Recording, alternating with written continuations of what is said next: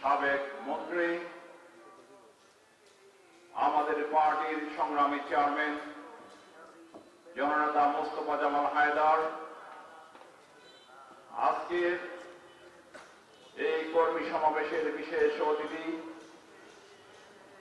কুষ্টিয়ার কৃতি সন্তান, যিনি আগামী সংসদ নির্বাচনে কুষ্টিয়া থেকে হাসানুল্লাহ ইনুর আসনে বিপুল ভোটে জয়লাভ করবেন, সাবেক জেলা পরিষদ চেয়ারম্যান এবং সাবেক এমপি জননেতা আহসান হাবিব লিঙ্কন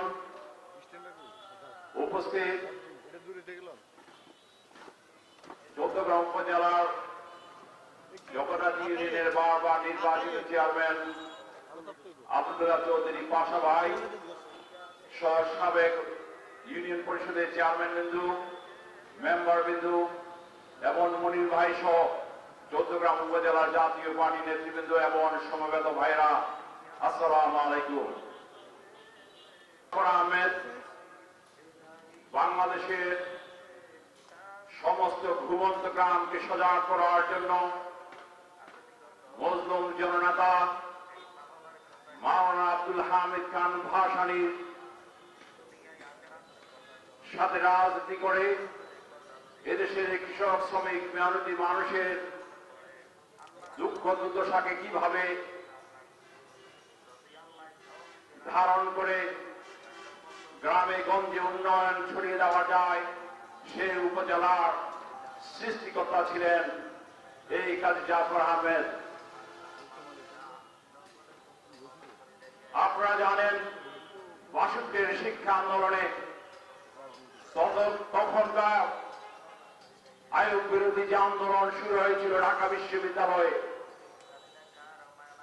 সে আন্দোলনের অন্যতম রূপকার ছিলেন, সে বৈষম্য বিরোধী ছাত্র আন্দোলনের প্রথম যে দাবানল সৃষ্টি করেছিলেন ঢাকা বিশ্ববিদ্যালয় সহ সারা বাংলাদেশে, সেই নেতা হচ্ছেন আমাদের চৌদ্দগ্রামের কৃতি সন্তান, বাংলার সাবেক প্রধানমন্ত্রী কাজী জাফর আহমেদ। সর্বপ্রথম তিনি শিক্ষা আন্দোলনের মধ্য দিয়ে আইয়ুব বিরোধী আন্দোলন শুরু করেছিলেন। পরবর্তীতে আমাদের নেতা মোস্তফা জামাল হায়দার সহ তৎকালীন ছাত্র ইউনিয়ন এবং ছাত্রলীগকে ঐক্যবদ্ধ করে ৬৯-এর যে গণঅভ্যুত্থান সৃষ্টি করেছিলেন, সেই গণঅভ্যুত্থানে সেদিন রক্ত দিয়েছিল কাজী জাফর আহমেদের ছাত্র সংগঠনের নেতা সৈয়দ আসাদুজ্জামান আসাদ।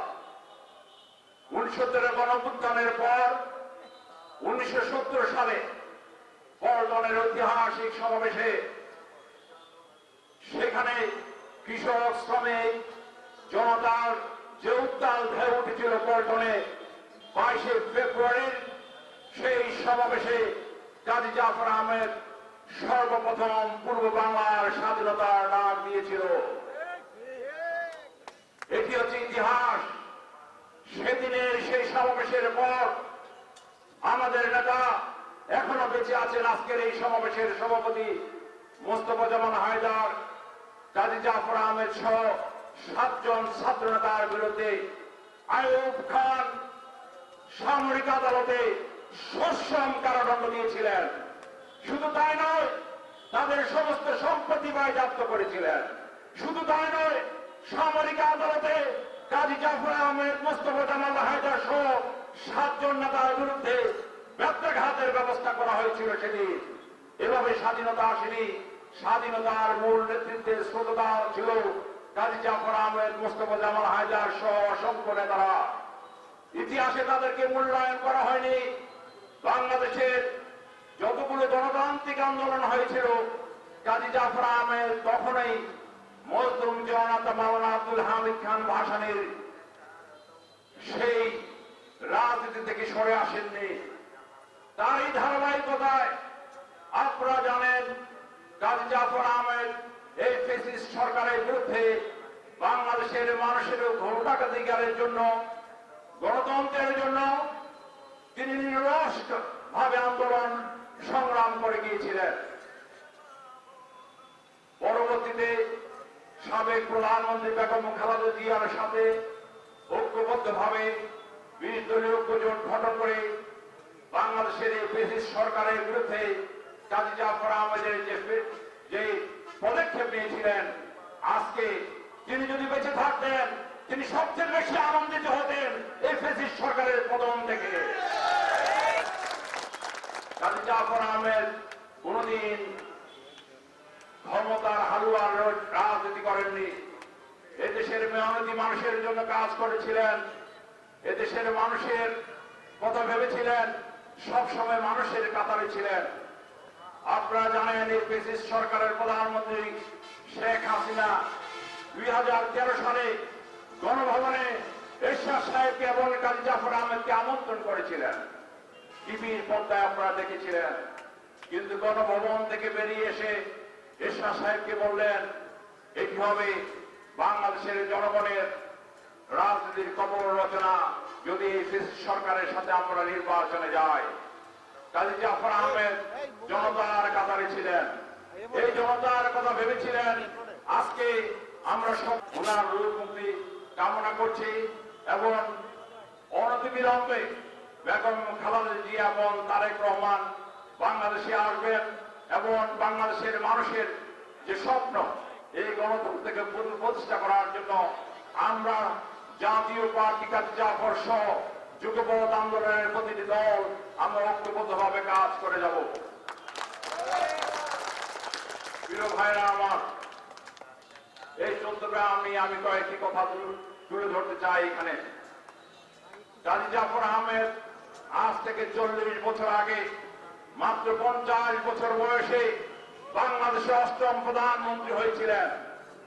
তিনি উত্তরাধিকার সূত্রে বাংলাদেশের প্রধানমন্ত্রী হননি, তিনি তার যোগ্যতার বলে, তার মেধার বলে, তার রাজনৈতিক বিচক্ষণতার কারণে সেদিনকার প্রধানমন্ত্রী হয়েছিলেন। 8ম প্রধানমন্ত্রী হওয়ার পর এদেশের মুসলিম জনগণের কথা চিন্তা করে জাতীয় সংসদে তিনি সর্বপ্রথম বাংলাদেশের এই জনগোষ্ঠী 90% মুসলমানের জন্য উপহার দিয়েছিলেন, ইসলামকে রাষ্ট্রীয় ধর্ম ঘোষণা করেছিলেন। বাংলাদেশের জাতীয় রাজনীতিতে অনেক অবদান রয়েছে। এই চট্টগ্রামের জন্য আজ থেকে 40 বছর আগে বিদ্যুৎ ছিল না, কাজী জাফর আহমেদ চট্টগ্রামে বিদ্যুৎ এনেছিলেন। কাজী জাফর আহমেদ তখনকার সময় যখন কোন উপজেলায় পৌরসভায় কলেজ ছিল না, কাজী জাফর আহমেদ এই চট্টগ্রামের জন্য 2টি সরকারি কলেজ উপহার দিয়েছিলেন। এই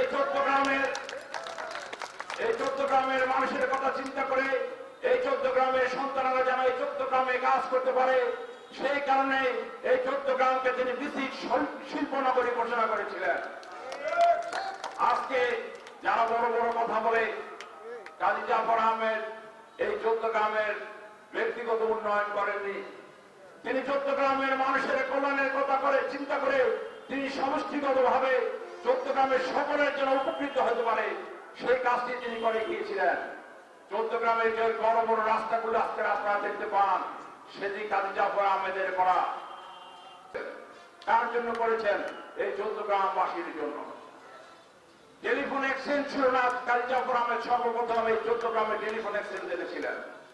হাসপাতাল ছিল না, কাজী জাফর আহমেদ চট্টগ্রাম উপজেলায় হসপিটাল করেছেন। এক্সরে মেশিন ছিল না, আমি কোন বৈষম্য থাকবে না। কাজী জাফর আহমেদ স্বপ্ন দেখেছিল এই চট্টগ্রামে কোন মতভেদ থাকবে না, হিংসা বিদ্বেষ থাকবে না। জাতীয় পার্টি, আওয়ামী লীগ, বিএনপি, জামাত ইসলাম সহ সকল দলের নেতা কর্মীদের সাথে ওনার যোগাযোগ ছিল। যে নেতা কর্মী মৃত্যুবরণ করেছেন, কাজী জাফর আহমেদ ঢাকা থেকে ছুটে এসে তারা জানাজায় শরীক হয়েছিলেন। এই দল সবগুলি দলের নেতা কর্মীদের যখন মেয়ের বিয়ে হয়েছিল বা তার বাবা মারা গিয়েছিল, প্রত্যেকটি সামাজিক অনুষ্ঠানে কাজী জাফর আহমেদ অংশগ্রহণ করেছিলেন। তার কারণ তিনি বিশ্বাস করতেন এই চট্টগ্রামে যদি শান্তি বজায় রাখা যায়, এই চট্টগ্রামের মানুষের ভিতরে যদি আত্মীয়তা বোধ বজায় রাখা যায়, এই চট্টগ্রামের মানুষকে যদি ঐক্যবদ্ধভাবে রাখা যায়, তাহলে কোনোদিন এখানে রক্তারক্তি হবে না। আমরা সকালবেলা যখন ঘুম থেকে উঠবো, আমরা একে অপরের বিভিন্ন দল করতে পারি, কিন্তু আমরা একই এলাকার সন্তান, এই 14 গ্রামের সন্তান। সেই কাজটি তিনি করেছিলেন। আমি কথা দিচ্ছি, আজকে যারা হুমড়ি খাওয়ার চেষ্টা করছে, যারা এই 14 গ্রামে বিভেদ সৃষ্টি করার চেষ্টা করছে, তাদের কানে আপনারা হাত দিবেন না।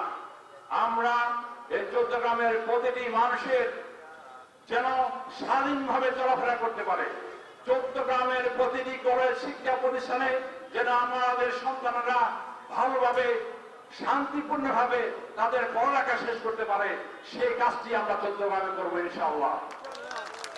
এই 14 গ্রামে শান্তি বজায় রাখার জন্য প্রত্যেকটি দল মত নির্বিশেষে সকল দলের নেতা কর্মীদের কাছে আহ্বান করব, কাজী জাফর আহমেদের যে স্লোগান দিয়েছিলেন 14 গ্রামের জনতা গড়ে তোলা একতা, সেই স্লোগানের সাথে আপনারা একত্রবদ্ধ হন।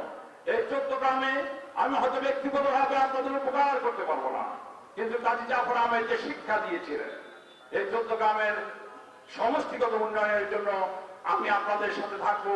আমি প্রত্যেকটি ইউনিয়নের নেতা কর্মী মুরব্বীদের সাথে বলবো, স্কুলের শিক্ষক, কলেজের শিক্ষক, মাদ্রাসার শিক্ষক, ইমাম মুয়াজ্জিনদেরকে নিয়ে আমি প্রতিটি এলাকায় বলবো, আপনারা যে সমস্যাটিকে প্রথম চিহ্নিত করবেন ফার্স্ট প্রায়োরিটি হিসাবে, আমি সেই কাজটি করবো ইনশাআল্লাহ। কিছু বলবো না, আপনারা সবাই ঐক্যবদ্ধ হন, সময় আসলে সবকিছু আপনারা দেখতে পাবেন। আপনারা কি সবাই ঠিক আছেন? 14 গ্রামের মানুষ আপনারা সবাই ঐক্যবদ্ধ আছেন ইনশাআল্লাহ। আগামী নির্বাচনে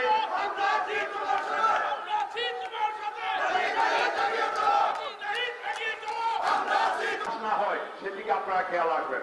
আপনারা চিহ্নিত করে রাখুন, যারা এই 14 গ্রামের সন্ত্রাস সৃষ্টি করবে তাদেরকে চিহ্নিত করে রাখুন। আমি কথা দিচ্ছি, এখানে এই 14 গ্রামে এক দল থাকবে, আরেক দল চলে যাবে, আরেক দল আসবে, অন্য দল চলে যাবে, সেটি আমরা করতে দিব না। 14 গ্রামের সন্তানেরা এই 14 গ্রামের মাটিতেই থাকবে, 14 গ্রামের সন্তানেরা তাদের মা বাবার সাথে থাকবে, 14 গ্রামের সন্তানেরা এই এলাকাবাসী, এই 14 গ্রামবাসী, তাদেরকে বিতাড়িত করা যাবে না। সবাই আমরা ঐক্যবদ্ধভাবে থাকবো এবং কাজী জাফর আহমেদের যে স্বপ্ন 14 গ্রামের যে শান্তি, 14 গ্রামের যে উন্নয়ন, সেটি আমরা অব্যাহত রাখবো। সবাইকে ধন্যবাদ জানিয়ে আমার বক্তব্য শেষ করছি। আসসালামু আলাইকুম।